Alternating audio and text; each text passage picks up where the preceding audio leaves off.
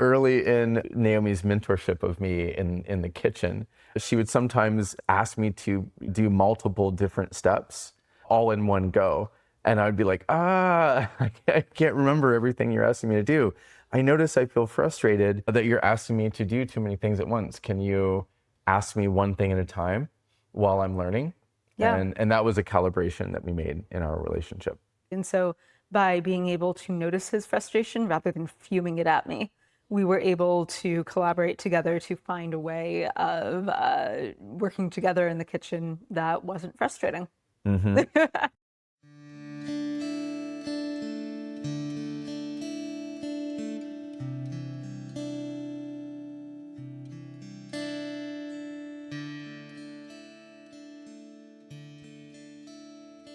Hello and welcome back to the Experience of We. I'm Naomi, And I'm Matthew. and we are coming back to you today with another relational micro practice.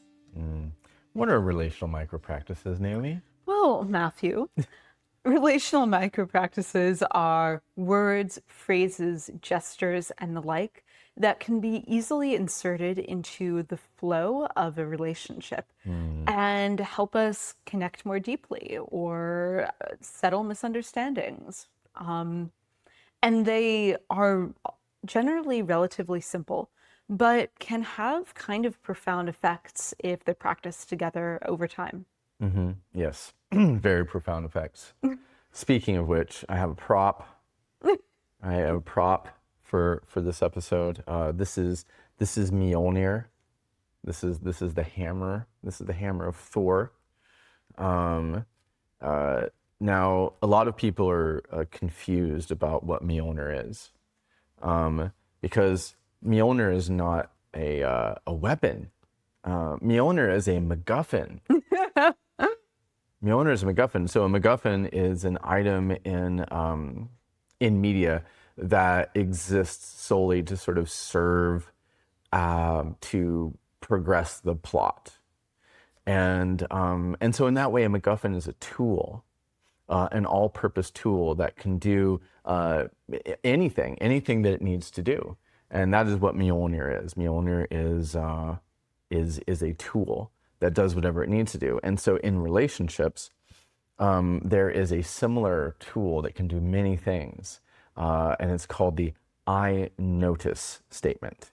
Would you tell them just sort of what the I notice statement is? Yeah, so we use the phrase I notice as a sentence stem, as a thing we can easily build off of to communicate pretty much anything we're directly noticing in the moment. So it could be an internal sensation or a thought form that's coming to mind or a thing in the environment. And the key of it is that it is a directly observable phenomenon. It's not an interpretation, it's what I am directly noticing right now. And it's a way for me, to be able to share with my companions, in this case, Matthew, what is coming up for me in the moment without committing to it as my general interpretation. Now, so that can be like, I notice I'm feeling tension, or I notice I'm feeling frustration. I don't attach to a narrative of like anger or something with you, but I notice this frustration's coming up. And so for me, it can be a really great way to name what's going on with me without committing to it in a way that that can be disconnective. But that's just one particular instantiation of the phrase "I notice." Would you like to expand on some others? Well, I have some notes He has here, some notes. here in my phone because I was nervous I wouldn't be able to memorize them all. And so here are the kinds of things that an I notice statement can do. One, it helps us exercise mindfulness by saying I notice, and getting in the habit of both noticing and naming our noticings.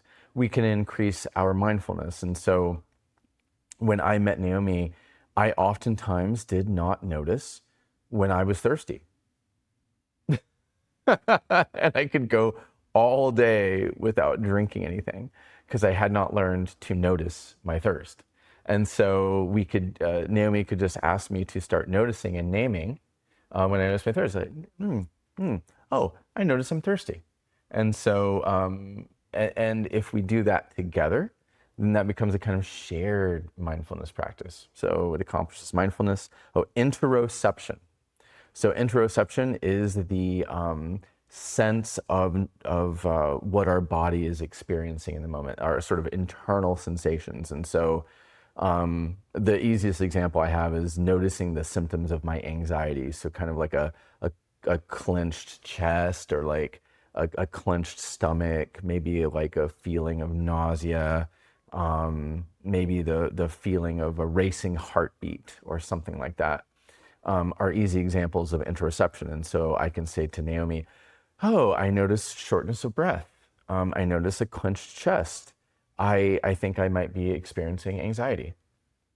It also allows us to develop meta awareness. And so Naomi was talking about that earlier, creating space between our sort of direct sensation of experience and the interpretations of it. Exactly. So I can notice what's coming up for me emotionally, but create the space where I don't have to necessarily project it at Matthew or anyone Mm-hmm. else. I can notice it and not suppress it, because suppression doesn't help anyone.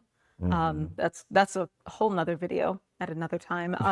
So yeah, I can notice it and not suppress it, and name it so it doesn't fall into the unconscious of the relationship, but also not project it at the people I love. Mm-hmm. Yeah, projecting at the people we love, for me, is one of the major saving graces of the I notice statement. There have been times when I have felt this surge of frustration and had this internal voice say, oh, I'm frustrated at Naomi. Uh, and by through the process of naming it, Naomi, I notice I feel frustrated at you. Number one, I have found that in most cases, my frustration isn't actually with Naomi, that I have a moment of frustrated energy that wants to attach to a reason, wants to find why do I feel frustrated? And through using I notice statements, I've learned that oftentimes it tries to attach to the nearest possible cause of my frustration, which sometimes is the person that I'm with. And so naming that is a way of sort of creating space between an internal interpretation that may not be accurate, Or alternately, it allows us to notice when we're genuinely experiencing dissonance in a relationship. And then we can work together to figure out where it's coming from and why it's happening. Mhm. And so the I notice statement allows for greater collaboration, where if one of us genuinely does have a boundary coming up, expressing something like frustration, annoyance, anger, resentment, whatever it is, the I notice statement can allow us to name it rather than inhabiting it and perpetuating it. Yeah. And Oh, it's just, I have a funny example of that from our relationship. So Naomi has been teaching me to cook for a while. And cooking is a complicated multi-step process. And so early in my Naomi's mentorship of me in the kitchen, she would sometimes ask me to do multiple different steps all in one go.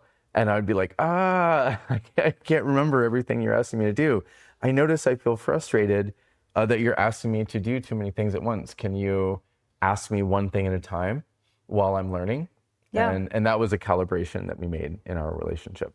yeah, exactly. And so by being able to notice his frustration rather than fuming it at me, we were able to collaborate together to find a way of working together in the kitchen that wasn't frustrating. Hmm. Yeah. And so another thing that the I notice statements do is they help us develop shared attention. Learning to orient to the same things is not necessarily always easy. It's most people that we know have experience of fragmented attention. Attention deficit disorder is something that is a popular term right now. And I think that I think there is a genuine phenomenon that is ADHD. And yet, a lot of people report ADHD like symptoms because so many of our mobile devices, right, like our phone, I don't have a phone around when we're filming because they can be so distracting. So many of the aspects of our current uh, societal structures have a lot of distractions, a lot of things that pull our attention away from each other. And so using I notice statements are a way to draw our attention to things. And this is something that Naomi really is practicing with me. Yeah, I do. When Matthew and I met, we were both very traumatized and had found different ways of coping with our trauma. For Matthew, when we met, he'd never had anyone he could share freely with about what he was feeling. And so he had a lot of his personal experience gushing out to share with me, stories and feelings. And it was great. I wanted all of those things. And we'd take a walk and we'd get back, and it would feel like he didn't even breathe in the air hardly or see the birds. And so I started being like, I'm noticing this turret on this house. It's pretty. I notice these shoots in the ground coming up in the spring. I notice this cardinal. And Matthew learned to incorporate these noticings in pauses in his stories until ended up in a much better shared flow. And we were able to give shared attention to noticing the beauty of the present moment. Yeah, definitely. So I know statements also help with co-regulation. And so co-regulation is a subject that we'll talk about in future videos, but it's basically being in sync in terms of our nervous system and our heartbeats and our breathing with the person that we're with. And the experience of that is very pleasant and relieving. It basically means our individual nervous system doesn't have to work as hard when we are co-regulating with someone. And it's difficult to co-regulate when we are reactive, when we feel a sensation or maybe a trigger, and we immediately jump to an interpretation that doesn't help or isn't accurate. Like I said earlier, having a feeling of frustration and immediately projecting it at Naomi is an example of reactivity. And so reactivity that pulls us apart, projecting things like frustration onto our relationship partners, breaks co-regulation. If I'm suddenly blaming Naomi for something, or Naomi's feeling blamed for something, our bodies go into a defensive posture and we can't co-regulate. And so I notice statements help down-regulate reactivity and keep us in sync. Yeah. And then last, I notice statements help us build a shared reality. They help us check about what's actually happening together. I'd like you to talk about that. I notice I've been talking a lot. I'd like you to talk. Yeah, I notice statements allow us to take our sense of subjective reality and see if it's shared. See if we can notice the same thing. See if our interpretation of what we're noticing is accurate. I notice this. Do you notice that too? Um, and it really lets us sort of calibrate what it is we're sensing.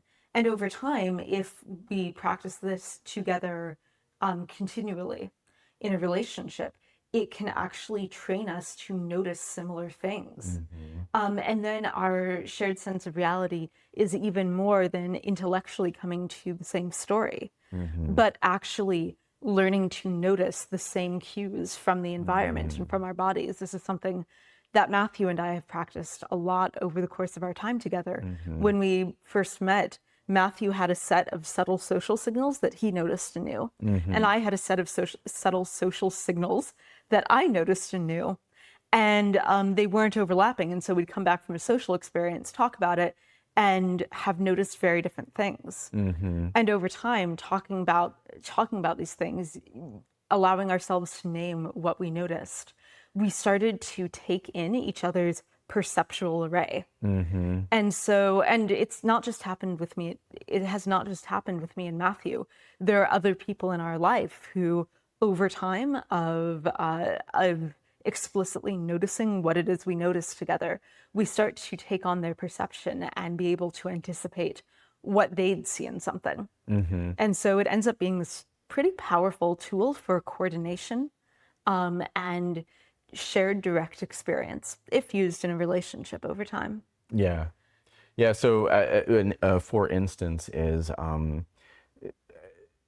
sometimes Naomi and I might be spending time with someone that we care about, and Naomi might notice body language cues, and I might notice things that they say that are important to them, or events coming up that matter to them, and she might come away having remembered their body language. I noticed their shoulders were slumping, or I noticed they smiled when we talked about this, and I might say, "Oh, I noticed that they have a special event coming up." And then we're able to sort of share our fleshed out view of what was happening with the people in our lives. And another example that like feels really special to me is, man, I never noticed the spring.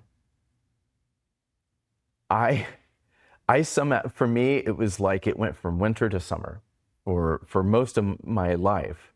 I simply didn't notice the subtleties of the spring as the green starts coming back, and little green shoots are coming out of the ground, and the early flowers, tulips, the early flowers of the spring.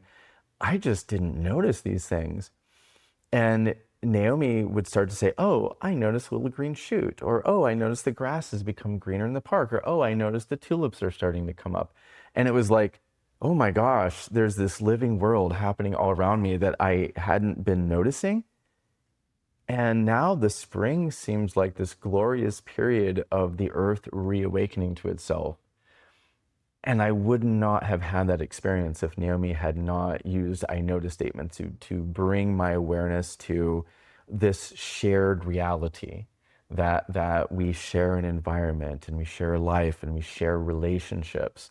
And I can only notice a small fraction of everything that's happening, and she can notice a fraction of what's happening. And then together we can notice a much larger amount of what's happening around us, and collaborate on coming into a shared understanding of what we're experiencing. Yeah, and so the more people we practice this with, the greater our perception of reality becomes. And one thing that I wanted to say is that all these micro practices, this one, others, aren't just for couples. Matthew and I happen to be a couple, but the experience of We System and these micro practices are meant for anyone in any relationship, and we practice it in all of ours. Some of the micro practices are best if you have a shared agreement to do them. And certainly everyone becomes more powerful when you and your companion come to a shared agreement to take on the practice together. That is when they all become their most powerful. Yeah. But some of them, this one, can be useful even if it's something you just want to experiment with on your own.